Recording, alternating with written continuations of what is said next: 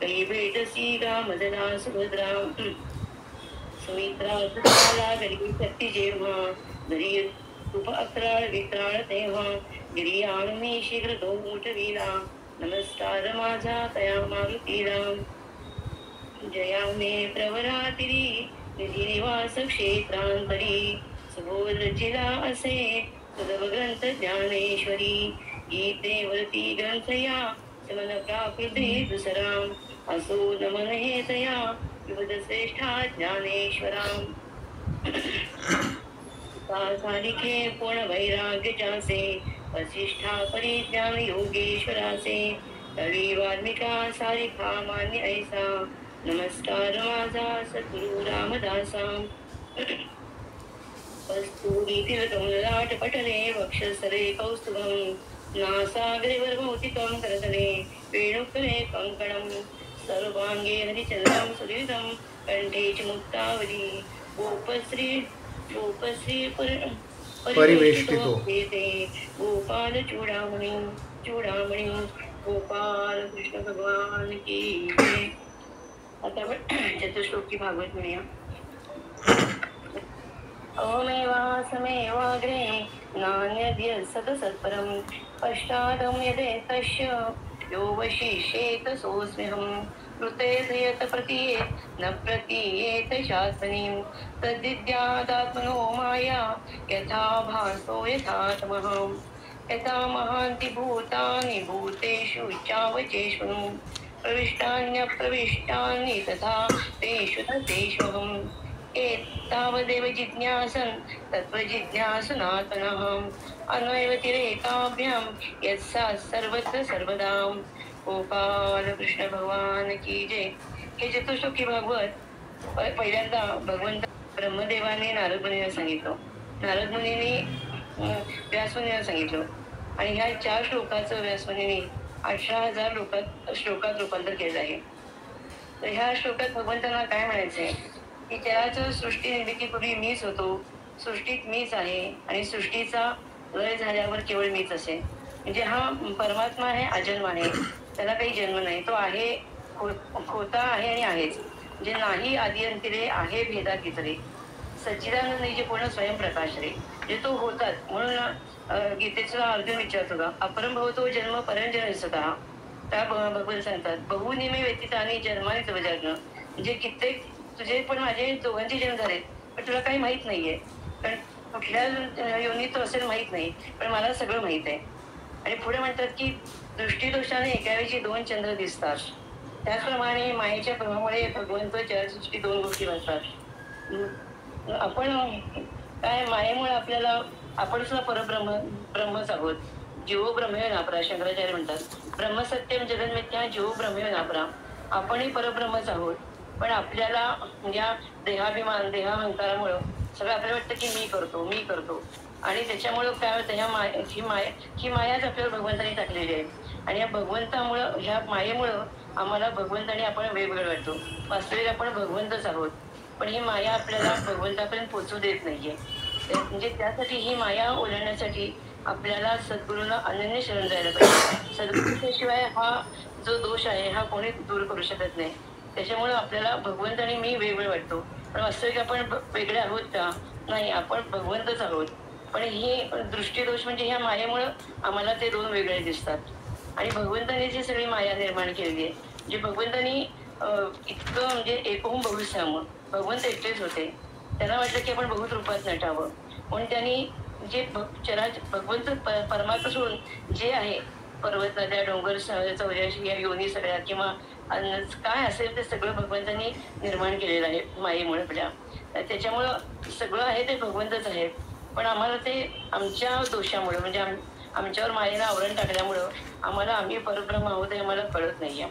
आणि ह्यासाठी आम्हाला, आणि हे ज्ञान कुठल्याही शाळेत किंवा विद्यालय नसतेलाच अनन्य सद्गुरूंना अनन्यपणे, म्हणजे तुमच्याशिवाय मला कोणी नाही असं समजून सद्गुरूंना शरण गेल्याशिवाय हे आपल्याला ज्ञान मिळत नसतं.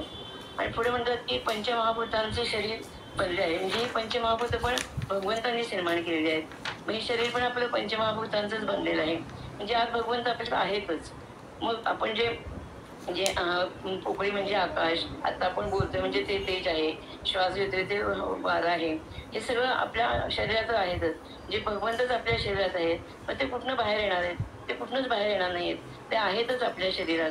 म्हणून भगवंत आत म्हणजे बाहेर आहेत, बाहेरून कुठे येणार नाहीये. ते आत आपल्या शरीरातच भगवंत आहेत.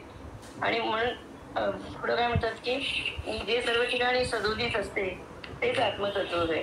म्हणजे हेच अन्वय व्यतिरिक्त अन्वय अर्थ काही लक्षात येत नाही. पण हा परमात्मा हा चराचर सगळीकडे भरलेला आहे.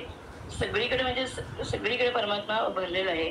आणि तो आहेच आहे.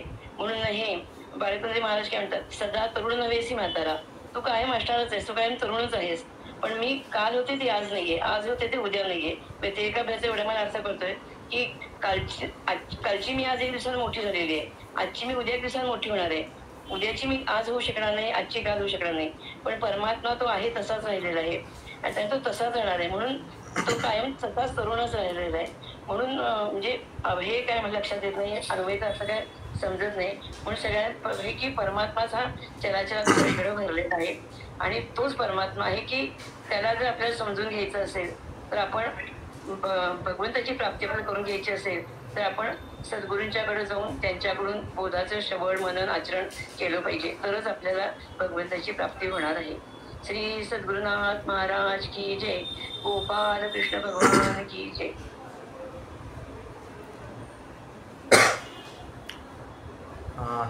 ताई सुंदर सांगितलं फार विवेचन ह्या सगळ्याचं.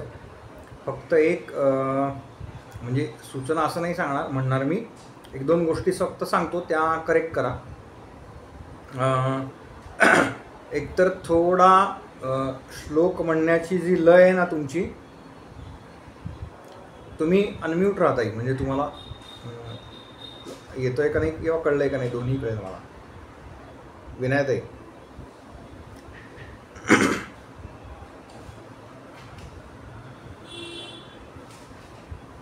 काय कळलं नाही. हां, तुमचा श्लोक म्हणण्याची जी लय आहे ना ती थोडी कमी ठेवा.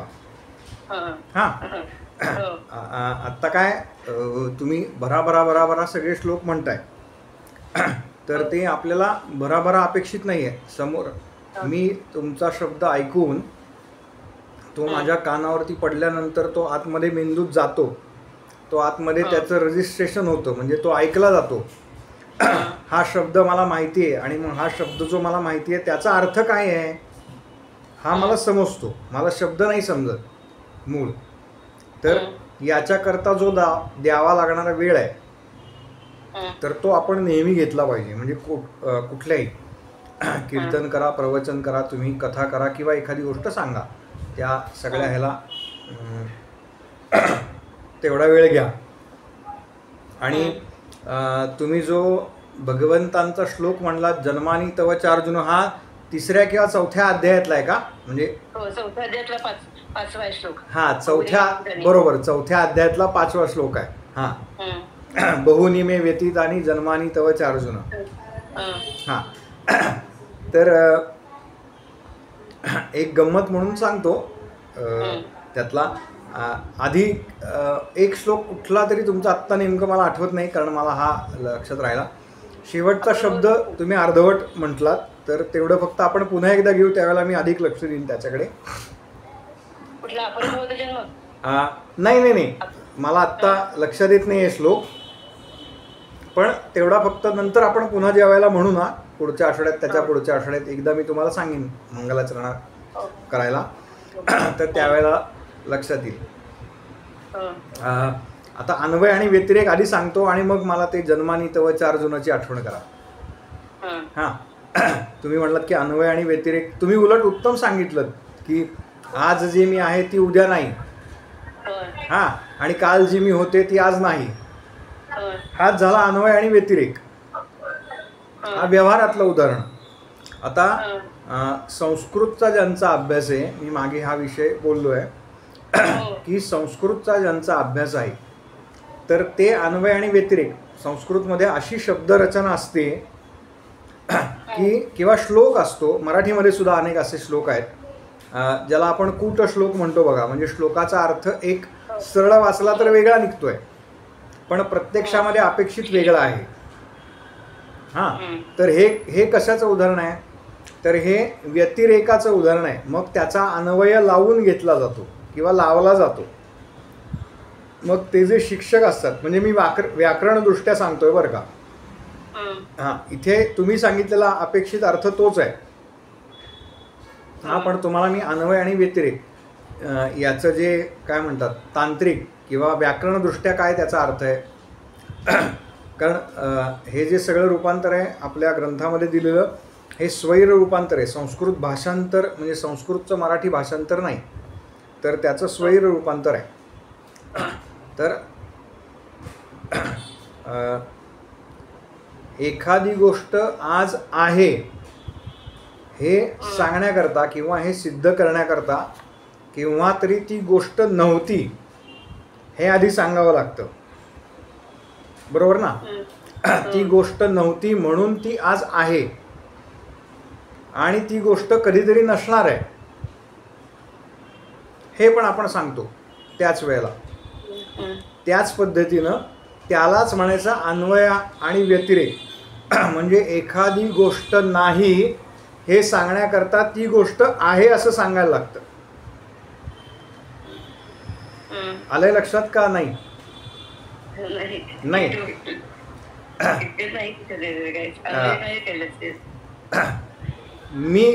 मी हुशार नाही असं आहे.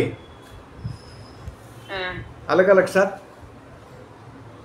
एखादी गोष्ट नाही हे सांगण्याकरता मुळात ते आहे असं सिद्ध करावं लागतं ना. एक ग्लास पाण्याने भरलेला आहे आणि एक ग्लास पाण्याने रिकामा आहे. तर रिकामा तो ग्लास रिकामा आहे पाण्याने हे सांगण्याकरता त्याच्याकरता भरलेला ग्लास दाखवावा लागतो ना, बरोबर ना. म्हणजे एखादी गोष्ट नाही हे सिद्ध करण्याकरता ती गोष्ट आहे असं सिद्ध करावं लागतं आधी. आपण गणित सोडवतो बघा, ax + by + c = 0, ax² + by + c = 0. हां, तर त्याच्यामध्ये जो x आहे तो आधी मानावा लागतो ना. म्हणजे हां, क्ष. तर क्ष आहे हे जेव्हा तुम्ही मानता त्याच वेळेला त्याचं उत्तर काढू शकता ना. हां, म्हणजे तो दाखवता येतोय का आत्ता ते तत्व? नाही, पण ते आहे हे जर मानलं तर आमचा त्याच्या शोधाकडे असलेला जो प्रवास आहे तो सुरू होणार आहे ना. ते नाहीच आहे असं जर आम्ही गृहीत धरलं तर ते शोधण्याकरता आम्ही प्रयत्नच करणार नाही. म्हणून ते नाही असं आहे हे थोडंसं तत्वज्ञानाचा भाग आहे. अगदी लगेच कळणार नाही. हा काही शब्दछळ नाही आहे. हां, कारण ती वस्तू आत्मतत्व नावाची वस्तू किंवा ईशतत्व नावाची वस्तू जी आपण म्हणतो ती कोणीच पाहिलेली नाही, पण ती आहे. ज्याच्या अर्थी हे सगळं कोणीतरी निर्माण केलं त्याच्या अर्थी या सगळ्याचा निर्माता कोणीतरी असला पाहिजे. हां, पण ती आहे म्हणून दाखवा असं म्हणलं तर दाखवता येईल का? तर ती दाखवता येत नाही, पण ती आहे. हां, हा झाला अन्वय आणि व्यतिरेक. म्हणजे व्यतिरेकानं ती सिद्ध करता येईल पण अन्वयानं दाखवता येणार नाही. हां, प्रल्हादांची श्रद्धा होती, मी मागच्या याला म्हणलं ना की या खांबात तो आहे का? आहे. आपल्या घराचा एखादा खांब फोडून बघा बरं.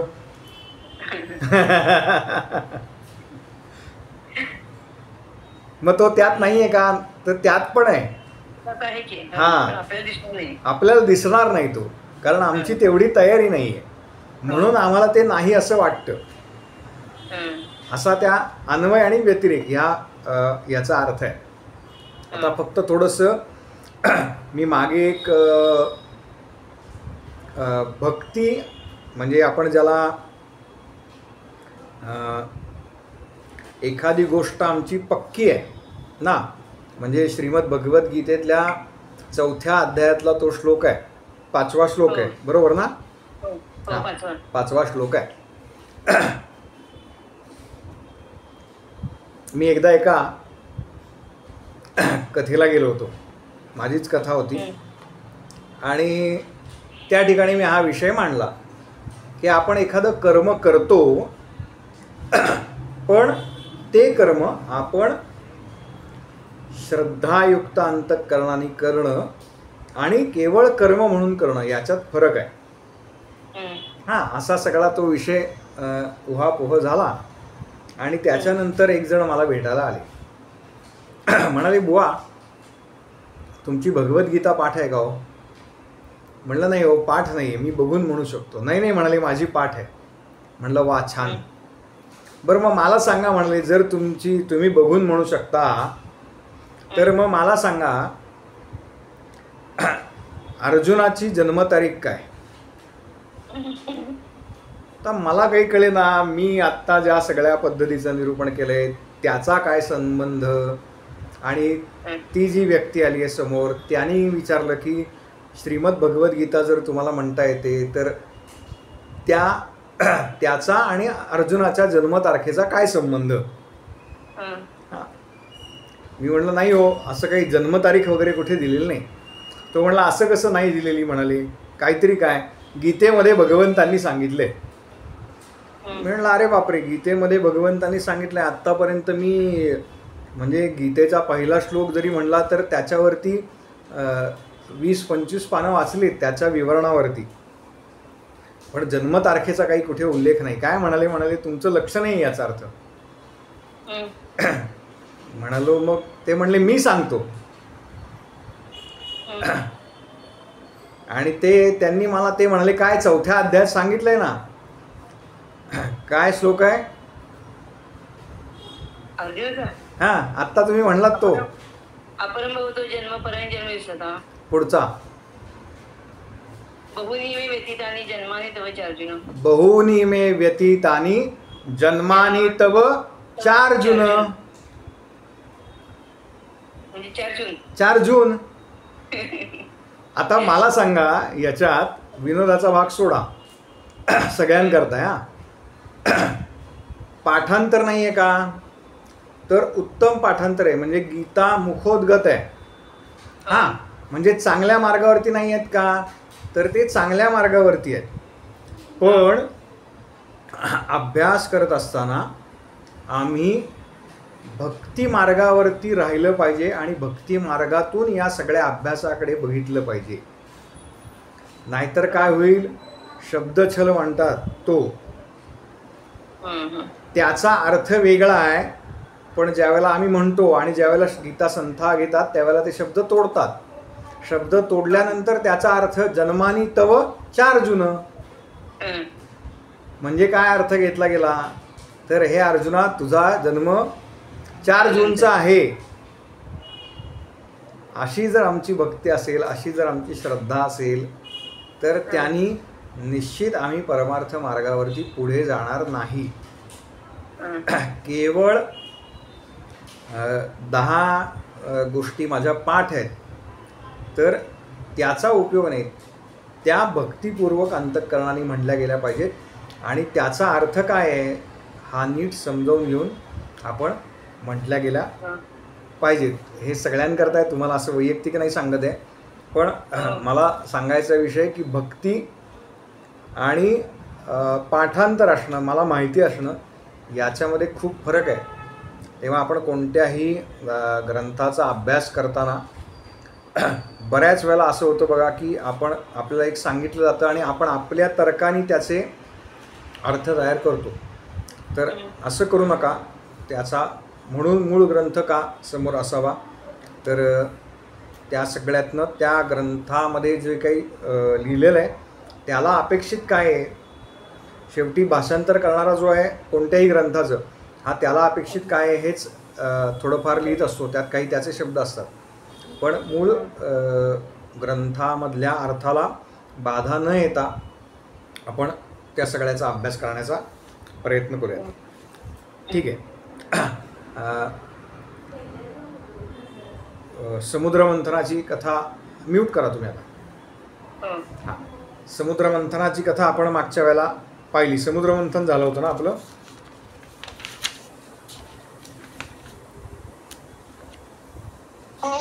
हा वामन अवतार राहिलो. नाही वामन का अवतार राहिलो. राहिलं काय नाही विचारलं, झालं काय मी विचारलं. परत गडबड करू नका. समुद्र मंथन झालं होतं. बस समुद्र मंथनाची सगळा विषय झाला आणि समुद्र मंथनामध्ये जे अमृत निघालं त्या अमृताचं वाटप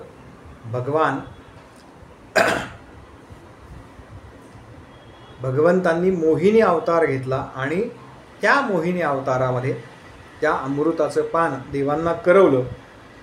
ही बातमी भगवान शिवांपर्यंत गेली आणि भगवान शिव आपला लोक सोडून, कैलास लोक सोडून भगवान महाविष्णूंकडे गेले. क्षीरसागरामध्ये शेषावरती भगवान महाविष्णू छान पोहोडलेत. शिवजी आले आणि शिवजींनी महाविष्णूंना सांगितलं. काय म्हणाले महाविष्णू, तुम्ही एवढा मोहिनी अवतार घेतला, म्हणजे मी आलो तर मला ते हलाहल नावाचं विष प्यायला लावलं आणि माझ्यानंतर आपण तो मोहिनी अवतार घेतला, तेव्हा मला त्या मोहिनी अवताराचं दर्शन घडावं. इथे भगवान महाविष्णूंनी शिवांना आपल्या मोहिनी अवताराचं दर्शन घडवलं.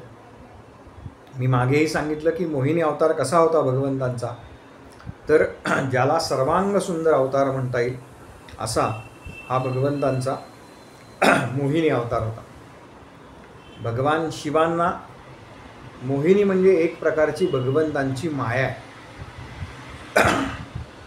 भगवान शिवांना महाविष्णूंनी एका अर्थानं आपल्या मायेचं दर्शन घडवलं आणि या मायेतून सुटणं हे एवढं सोपं नाही याची जाणीव शिवांना करून दिली. शिवांच्याही ते लक्षात आलं की भगवंतांच्या मायेमधून सुटणं हे खरंच अवघड काम आहे. आणि त्यानंतर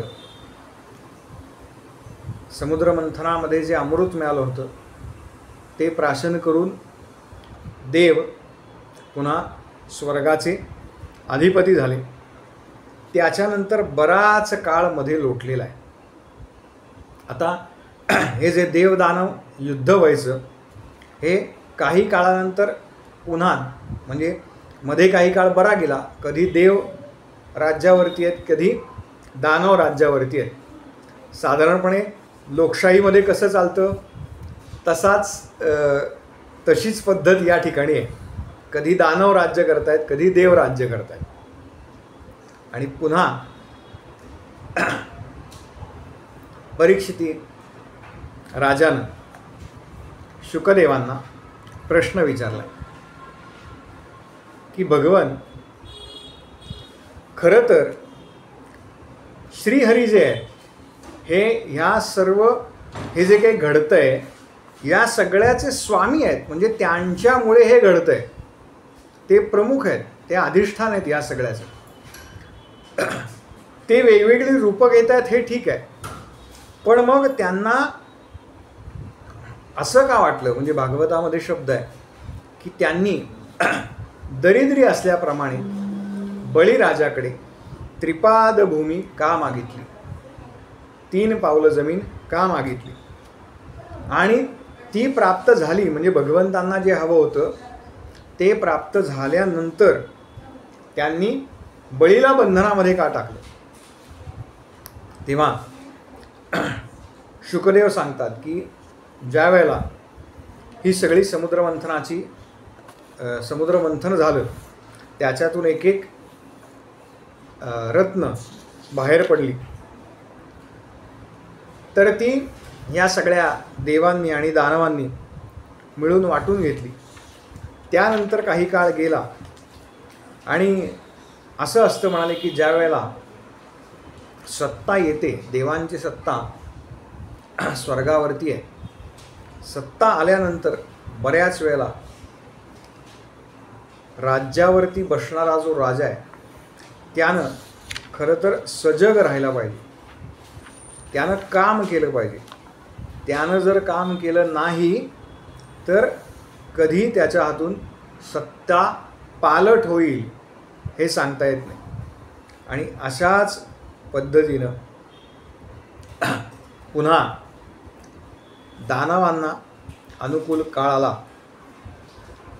आणि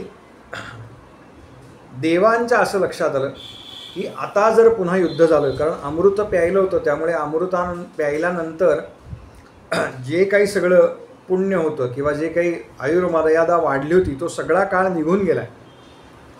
पण या सगळ्या काळामध्ये युद्धाचा सराव नाही. त्याच्यामुळे जेव्हा दानवांनी या काळामध्ये अधिक अभ्यास केला, अधिक सराव केला आणि आता पुन्हा दानव आपल्यावरती वरचढ होणार आणि जर लढाई केली तर आपला त्याच्यामध्ये टिकाव लागू शकणार नाही, अशी कल्पना करून देव आधीच लपून बसले. देव आपलं स्थान सोडलंय देवांनी आणि ते वेगवेगळ्या स्थानावरती गेलेत आणि पुन्हा दानवांचं राज्य एकदा प्रस्थापित झालेलं आहे. त्यानंतर एक दिवस देव ज्या वेळेला लपून बसले होते किंवा ते आपल्या स्थानावरती नव्हते, त्यावेळेला भगवान कश्यप जे आहेत, हे कश्यप असं सांगतात की हे जे ऋषी आहेत, मुनी आहेत, हे दीर्घकाळ समाधीमध्ये आहेत. त्यांनी आपली समाधी उतरवली आणि पुन्हा ते भानावरती आले आणि अदितीच्या आश्रमामध्ये गेले. तेव्हा त्यांच्या असं लक्षात आलं की त्या आश्रमामध्ये एकूण जे सगळं वातावरण आहे हे अत्यंत ज्याला उदासीन आहे, नैराश्याचं आहे असं होतं. कारण कोणत्याही प्रकारचा उत्साह, आपण एखाद्या ठिकाणी गेलो, आपण मंदिरात का जातो त्याचं कारण आहे तर त्या ठिकाणी चैतन्य असतं, त्या ठिकाणी अधिक ऊर्जा असते, म्हणून आपण त्या दर्शनाला जातो. तिथल्या देव दुसरीकडे नाही आहे का, तर देव सर्व ठिकाणी आहे. पण मग मंदिरातच का जायचं, तर त्या ठिकाणी प्राणप्रतिष्ठापना झालेली असते, त्यामुळे त्याची जी ऊर्जा आहे, तिथल्या मंदिरातली जी अधिष्ठात्री देवता आहे त्या देवतेची ऊर्जा ही त्या ठिकाणी अधिक असते आणि म्हणून आपण त्या ठिकाणी दर्शनाला जातो. कश्यपांना असं कोणत्याही प्रकारचं चैतन्य त्या आश्रमामध्ये दिसलं नाही आणि म्हणून त्यांनी आपल्या पत्नीला विचारलं की मी दीर्घकाळ समाधीमध्ये होतो, पण मला असं वाटतंय की काही अधार्मिक कृत्य काही झालं आहे का, किंवा काही मोठं संकट आलं आहे का तुझ्यावरती, ब्राह्मणांवरती, किंवा स्वच्छंदपणे जे वागतात त्यांना मृत्यूचं भय नाहीसं झालं आहे का. म्हणजे मनुष्य हा मृत्यूला घाबरून तरी किमान चांगला वागतो असं कश्यप ऋषींना वाटलेलं आहे. आणि असं भरपूर काय काय तिला प्रश्न विचारले आणि त्याच्यानंतर ती म्हणाली की तुम्ही जे म्हणताय तसं खरंच झालं आहे, पण माझे जे पुत्र आहेत ते आत्ता आपल्या स्थानावरती नाहीत, कारण असुरांचं पुन्हा एकदा बल वाढलेलं आहे, त्यांची तपश्चर्या अधिक झालेली आहे आणि माझे पुत्र म्हणजे देव हे सर्व परागंदा झालेले आहेत. त्यांना त्यांचं निवासस्थान जे आहे ते निवासस्थान नाही आहे, सुरक्षित नाही आहे त्यांचं निवासस्थान. तेव्हा त्याच्यामुळे मी अस्वस्थ आहे.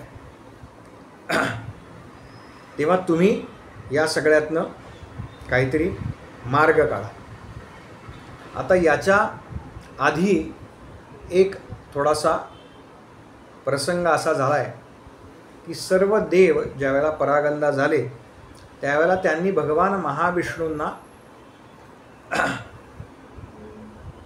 महाविष्णूंना ते शरण गेलेत. आणि महाविष्णूंनी ज्या वेळेला त्यांना सांगितलं की कश्यप मुनी जे आहेत त्यांची अशी इच्छा आहे की मी त्यांच्या पोटी अवतार घ्यावा आणि त्यांची तपश्चर्या पूर्ण झाल्यानंतर त्यांना त्यांच्या तपश्चर्याचं फल म्हणून मी त्यांच्या पोटी अवतार घेणार आहे. त्यामुळे कश्यपांना हे निश्चित माहिती होतं की आपल्या पोटी भगवंतांचा असा अवतार होणार आहे. आणि म्हणून त्यांनी आपल्या पत्नीला पयोव्रत नावाचं जे व्रत आहे ते सांगितलं. काय व्रत आहे तर कश्यप मुनी असं सांगतात की मी भगवान ब्रह्मदेवांना ही गोष्ट विचारली होती तेव्हा त्यांनी मला या पयोव्रताचा विधी सांगितला. तो विधी मी तुला सांगतो, त्या व्रताचं तू आचरण कर. फाल्गुन महिन्यातल्या शुक्ल पक्षामध्ये 12 दिवस फक्त दूध पिऊन राहायचं आणि भगवान महाविष्णूंची या काळामध्ये पूजा करायची. वराहाचा स्पर्श म्हणजे डुकराचा स्पर्श ज्या मातीला झाला आहे म्हणजे त्याच्या तो जो पुढे आलेला भाग आहे मुखाचा त्या भागाने जी माती उकरलेली आहे जमिनीतली ती माती अंगाला लावायची अमावस्येच्या दिवशी आणि स्नान करायचं. आता डुकरांनी स्पर्श केलेला का तर वराह अवतारामध्ये म्हणजे भगवान महाविष्णूंनी वराहाचा अवतार घेतला आणि त्यांनी ही पृथ्वी आपल्या दाढेवरती वर आणली तेव्हा वराहांचा स्पर्श झालेला होता. आणि त्याच्यानंतर वराह जे सगळे आपण बघतो तर त्यांचं प्रतीक म्हणून वराहांनी स्पर्श केलेली माती, कारण ती रसातळाला गेलेली पृथ्वी, मी त्यावेळेला सांगितलं याचं सविस्तर वर्णन की रसातळाला गेली याचा अर्थ काय तर तिला रसातळाला गेलेल्या पृथ्वीला भगवंतांचा स्पर्श झाला आणि ती पवित्र झाली. म्हणून अशा वराहांनी स्पर्श केलेली डुकरांनी स्पर्श केलेली माती ही अंगाला लावायची अमावस्येच्या दिवशी आणि स्नान करायचं. त्यावेळेला काही मंत्र म्हणायचे, ते मंत्र सांगितले आणि त्याच्यानंतर कशा पद्धतीनं काय काय काय काय काय काय करायचं असा सगळा मोठा विधी सांगितलेला आहे. जवळजवळ वर्षभर भगवान महाविष्णूंची वेगवेगळ्या प्रकाराने आराधना करायची आणि ही आराधना केल्यानंतर तुला निश्चित अपेक्षित जी गोष्ट आहे ती होईल असा आशीर्वाद आदितीला दिला. आणि त्याच वेळेला हा जो बळी आहे त्या बळीराजानं 100 यज्ञ करायचं ठरवलं आहे. आता आपल्याला माहिती आहे की 100 यज्ञ जो पूर्ण करेल तो पुढच्या किंवा त्याला इंद्रपद मिळणार हे नक्की आहे. आणि आता बळीचे 99 यज्ञ पूर्ण झालेले आहेत. 99 यज्ञ पूर्ण झाल्यानंतर बळी आपला 100वा जो यज्ञ आहे त्याच्या तयारीला लागलेला आहे. 100 यज्ञ झाले म्हणजे 100 यज्ञ पूर्ण होत आले की इंद्राला अस्वस्थ व्हायला होतं, कारण आपलं आता स्थान जाणार. आणि त्याचप्रमाणे इंद्र पण अस्वस्थ झालेला आहे. त्याच वेळेला साधारणपणे ती वेळ वामन भगवंतांनी साधलेली आहे.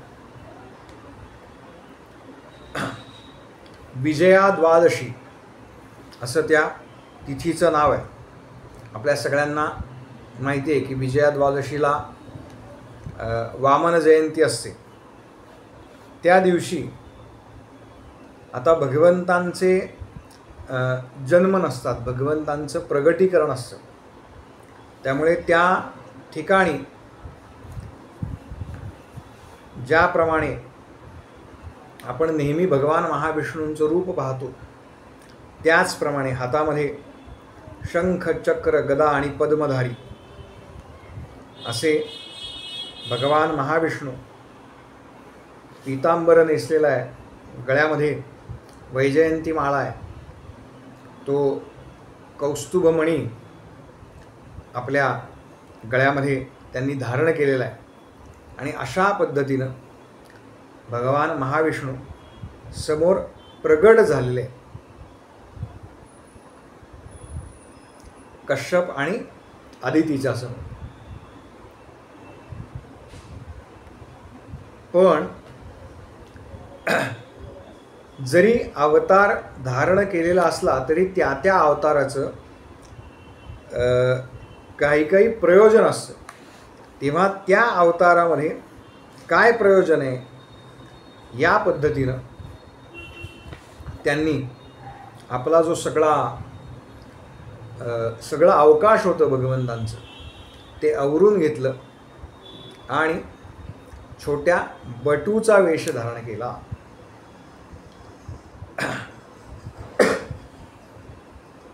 या बटूचा त्या ठिकाणी व्रतबंधन नावाचा संस्कार, म्हणजे ज्याला मौंजी बंधन, ज्याप्रमाणे नाटकामध्ये एखादा नट आपला वेश बदलतो काही क्षणामध्ये, त्याचप्रमाणे भगवंतांनी एका बटूचं रूप धारण केलं, जे आत्तापर्यंत शंख, चक्र, गदा, पद्मधारी, पीतांबर नेसलेले, गळ्यामध्ये वैजयंती माळा, कंठी कौस्तुभमणी असं सर्वांग सुंदर ज्यांचं स्वरूप आहे, त्यातून एकदम कमरेला कौपिन आहे, हातामध्ये ते छत्र आहे, ते कोणी काय काय दिलं ते पाहणार आहोत आपण. पण बटू रूपामध्ये भगवंत त्या ठिकाणी प्रगट झाले. आणि मग त्या छोट्या बटू स्वरूपाला, वामनाला कश्यपांनी पुढे जाऊन त्यांचं जातक कर्म आदी संस्कार करवले. आणि त्यानंतर त्यांचा उपनयन संस्कार झाला, म्हणजे ज्याला मौंजी बंधन म्हणतात. मुंज नावाची एक वनस्पती आहे. मौंजी बंधन का म्हणतात तर उगाचच काही नाव सापडलं नाही असं नाही आहे. तर मुंज नावाची वनस्पती आहे, ती इथे कमरेला बांधली जाते. आपण पाहिलं असेल, जो बटू असतो त्याला ती छोटी लंगोटी नेसवतात, ती ज्याच्यामध्ये अडकवतात, कमरेला गुंडाळलेली असते बघा. तर ती मौंज नावाची वनस्पती आहे, ती बांधतात, म्हणून ते मौंजी बंधन आहे. मौंजी बंधनामध्ये तो प्रमुख संस्कार आहे. केवळ ते भिक्षावळीची मिरवणुकीला काय नेसायचं आणि मग ती बग्गीतनं काढायची का घोड्यावर बसवायचं, हा त्यातला मुख्य विषय नाही आहे. तर त्यातला जो संस्कार आहे तो महत्त्वाचा आहे. त्याच वेळेला भगवान सूर्यनारायणांनी गायत्री मंत्राचा उपदेश केलेला आहे.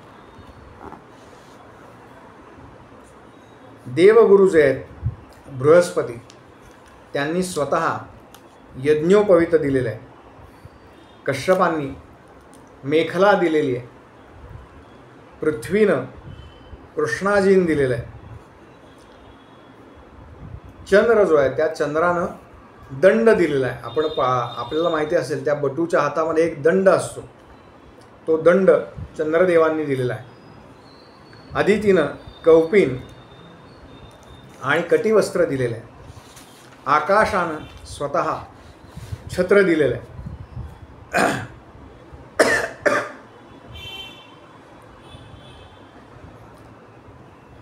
सप्तर्षींनी कुश आणि सरस्वतींनी रुद्राक्षमाळा अर्पण केलेली आहे.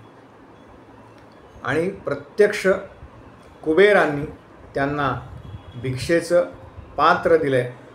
आणि माता पार्वती ज्या आहेत या पार्वती देवींनी साक्षात भिक्षा या बटूला दिलेली आहे. भिक्षा घातली असा शब्द असतो. भिक्षा घालतात. या बटूला भिक्षा पार्वती मातेने घातलेली. आणि त्याच्यानंतर हा बटू आपल्या मातापित्यांची परवानगी घेऊन ज्या ठिकाणी बलिराजा जो आहे त्याचा 100वा यज्ञ चालला होता, भृगुकच्छ नावाचं ठिकाण नर्मदेच्या उत्तर तटावरती सांगतात की या ठिकाणी बलिराजाचा तो यज्ञ चालू होता आणि तिथे वामन भगवंतांनी त्याला पाताळात पाठवलं. असं नर्मदेच्या तीरावरतं भृगुकच्छ नावाचं ठिकाण, तिथे यज्ञाची तयारी पूर्ण झालेली आहे. आणि आता यज्ञ हा संपन्न होणार अशा अवस्थेमध्ये असताना यज्ञाची दीक्षा घेतल्यानंतर जो कोणी याचक येईल त्या याचकाला जो यज्ञाचा यजमान आहे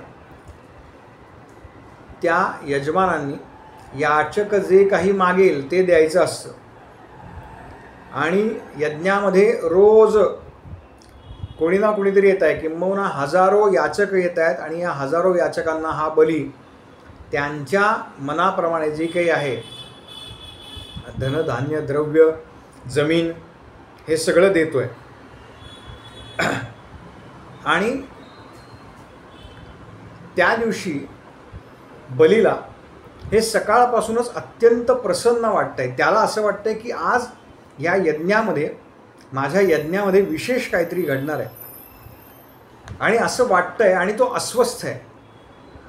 आणि बळी आपल्या यज्ञवेदीपासून ते जो यज्ञमंडप आहे त्या यज्ञमंडपापर्यंत कोण कोण याचक येत आहेत, काय मागतायत हे बघण्याकरता येरझाऱ्या घालतोय. आणि अचानक त्याला लांबून नुकतीच ज्याचं मौंजीबंधन झालं आहे असा एक बटू, परंतु हजारो सूर्य एकाच वेळेला चालत येतील अशा पद्धतीचं तेज ज्यांच्याबरोबर पुढे पुढे पुढे पुढे येत आहे असं वाटतंय. आणि अशा वामन भगवंतांनी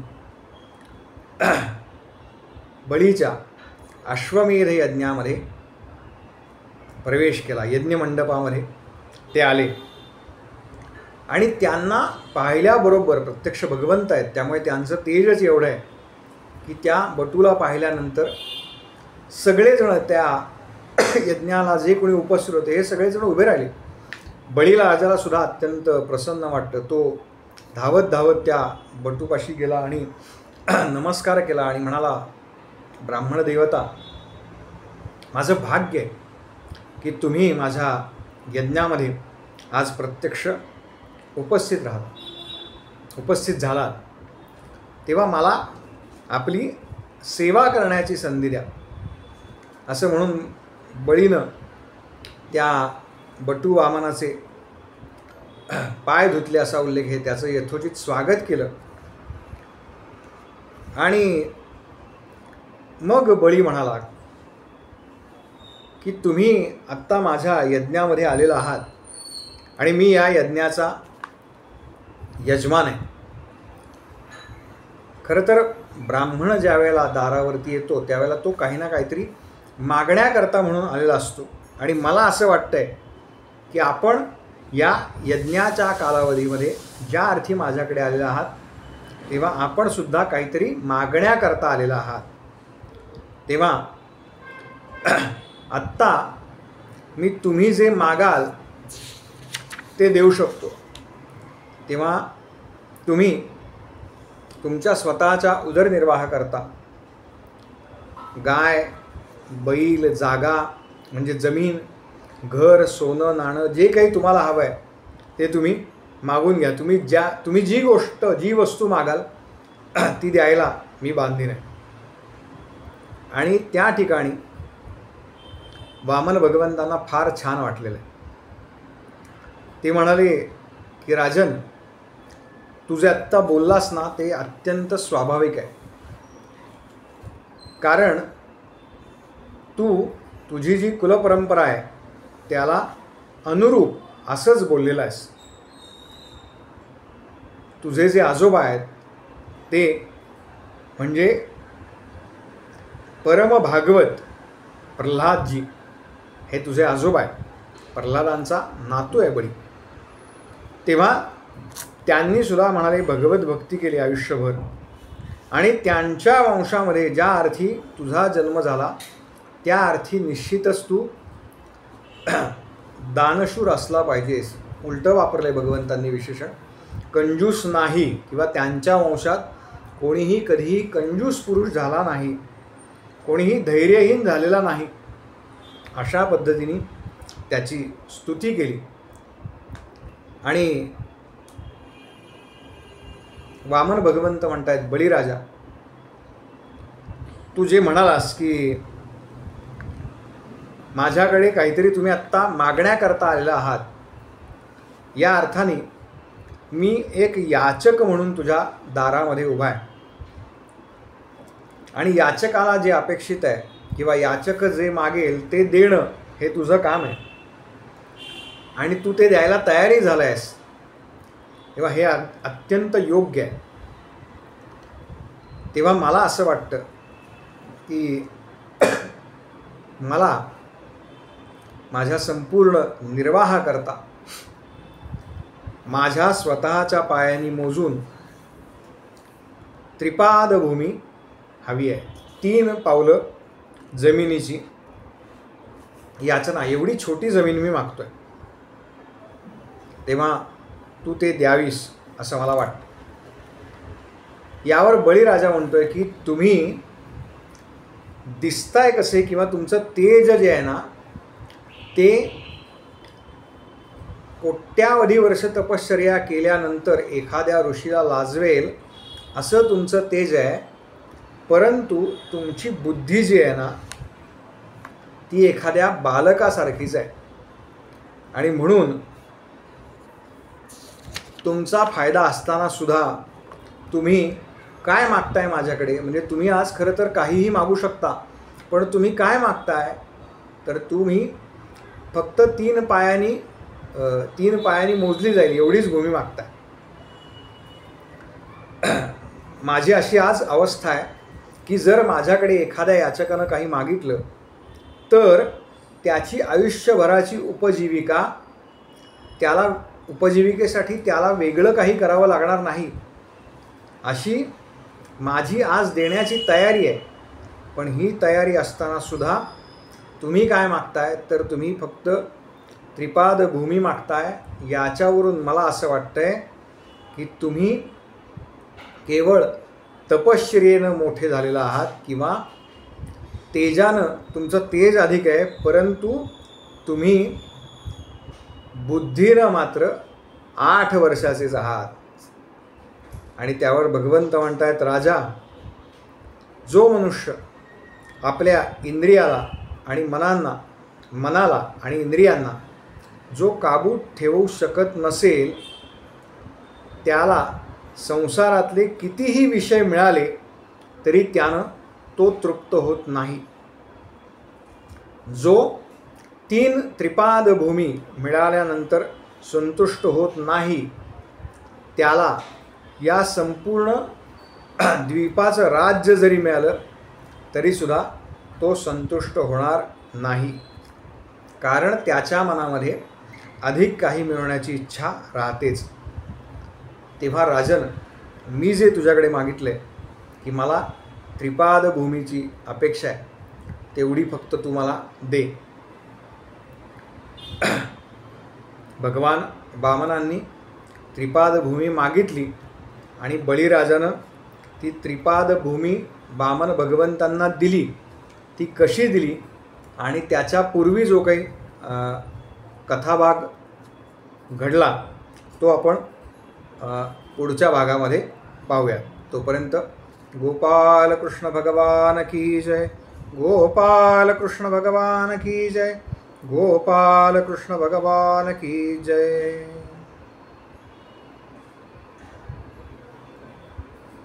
कोणाला काही विचारायचं असेल तर 1-2 मिनिटात विचारू शकता.